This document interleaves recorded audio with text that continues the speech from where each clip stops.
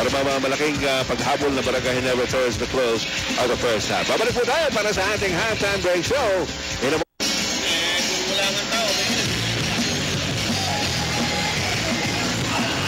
Okay, mga kaibigan, muli po namin kayong binabati mula po rito sa Cuneta Astrodome sa Pasay City. Ito po ang ating pangalawang game in our doubleheader this evening to kick off the quarterfinal round of the PBA Smart Fiesta Conference. Kanina po sa ating unang laro, nagwagi ang Magnolia Beverage Masters o Coca-Cola Tigers. Ang score doon, 108-96. So 1-0 na yan in favor of Magnolia. Best of 3 yan. Barangay Ginebra with possession as we start the third quarter. We're down by 5 points. J.J. Helderman. Cross-court pass picked off by Ryan Reyes. Reyes is gone. Ryan Reyes, pangatlong agaw niya na yan sa larong nito. And he is number 1 in steals. He is a rookie, but last rookie to do that, Johnny Amarientos. Hindi naman nga. J.J. Helderman inside. Distance by J.J. Helderman. And a foul. Bitoy Umulon will be called for his second personal foul. Tignan nyo itong ginawa ni J.J. Helderman. Ang daming dinaanan.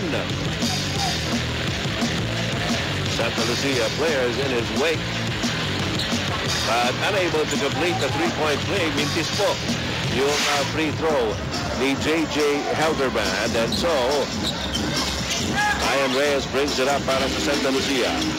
Kelly Williams top of the key. Over to Ryan Reyes. Down low to Lee Benson. One-away shot is no good. Loose ball picked up by Judy Valenzuela. Here's Mike Kagiwa. Chris Alexander. Kinalawa. Billy Mamaril. Missing it as well. Mike Kagiwa picks it up. And finally scores for Barangay Ginebra. Iba rin to si Mark Kagiwa. You would think napakaliit na, ilalabas na yung bola. Binigla na yung depensa ng Santa Lucia with that teardrop. And all of a sudden, Ginebra just 3 points down. Ito na pinakamalapit ng Barangay Ginebra in a long while in this game. Ryan Reyes. Pero kay Kelly Williams. Over Billy Mamaril. Wala. Alexander. And Kagiwa slips. And presence of mind by Mike Kagiwa to pass it off to J.J. Helderbrand. Helderbrand sinasalubong ni Bitoy Umulon. Helderbrand pa rin. Looking for an opening. And he goes to the line. Jumper. The embrace para kay J.J. Helderbrand. Tabla. Amano Sagayo, 7 points para kay J.J. Helderbrand. First deadlock of the game at 44 all. Barangay Ginebra starting with probably their strongest unit that they have. Nandiyan na kaagad si Mark Kagiwa to start this quarter. And you can see Coach Joey Chico not fooling around, making sure he had his prime unit when they started this quarter. Kaya naman nakatabla sila. Pero ito si Lee Benson, kaagad na sumagot para sa Santa Lucia Realty para ibalik sa kanilang kalamangan 46-44. Yuki Valenzuela. Hindi naglaro ito ng second quarter, ano ha? He gets it back. He's at the baseline. That's it out to Billy Mamaril. Already 8 points para dito kay Billy Mamaril. So that's one of the facets ng Barangay Ginebra bats or rather positions that they don't really get a lot of points from, that power forward position. But today, Billy Mamaril contributing 8. Lee Benson inside to Bitoy. Umulon puts it up. Malakas. He gets it back. And he scores again. Nandun lang si Bitoy Umulon. Nasa ilalim. Just using his footwork. You know, that's one of the things that he has. Kaya siya nalilibre. Good footwork. Good pivoting. Kaya siya nakakuha ng layup. Mike Kagiwa. Chris Alexander. Tama kay Lee Benson. Walang mapasahan. Dalabas ulit kay Judy. Si Billy Mamaril. Mamaril over Williams. Loose ball picked up by Mamaril himself. Judy takes it inside. Left-handed shot. No good. Chris Alexander coming up from behind. Last touch called on Barangay Ginebra. But here in this second half, Barangay Ginebra much more aggressive than what we saw in them in the first half.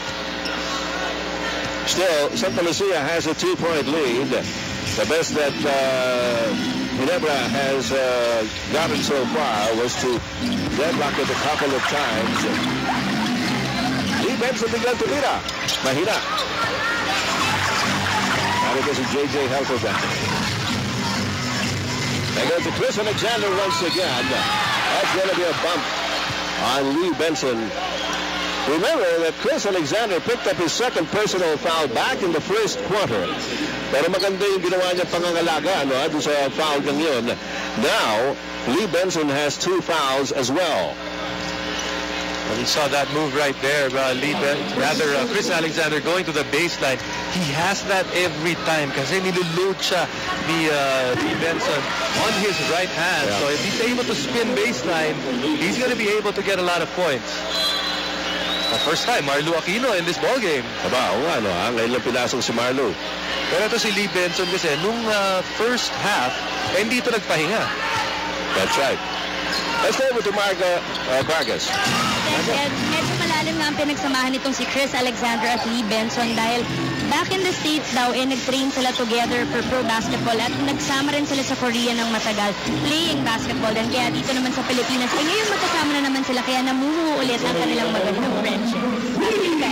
Ayun naman pala, mahaba-haba pala pinagsamahan ng dalawang yan. Grabe sila, meron silang magandang friendship. Oh, how cute. Alexander. And then, by the way, in the preceding play, tumira ng TM3 si Albert Umolon. At si Umolon din ang starring dito sa kabila. Siya naman ang naka-foul. Third personal on Bitoy Umolon. 3-point lead para sa Santa Lucia at 51-48.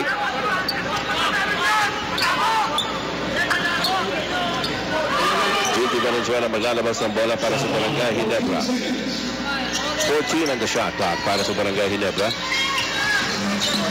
Chris Alexander, inabot kay Junti. Balik-balik kay Alexander against Marlo. Alexander, rifles it over to Mike Kagiwa. Kagiwa, top of the 3 jumpers, no good. And the loose ball is picked up by Ryan Reyes. Reyes into the front court. Sinalo ni Junti Valenzuela. Down low to Marlo Aquino.